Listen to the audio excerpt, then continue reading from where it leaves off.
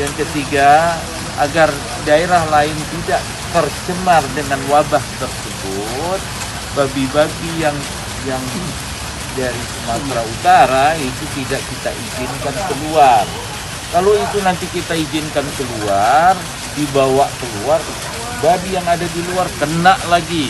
Akhirnya semua nanti kena. Rakyat kita yang kecil-kecil, miara babi yang sifatnya 3 ekor, 4 ekor, satu untuk si Uco, satu untuk si Butet, satu untuk hari raya, itu tidak terganggu dia.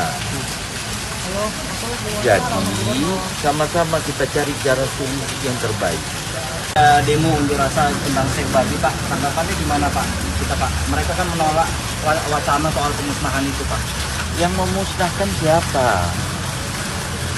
Kalau nanya begitu terus, tanya sama yang nanya, yang memusnahkan siapa? Ya, apalagi?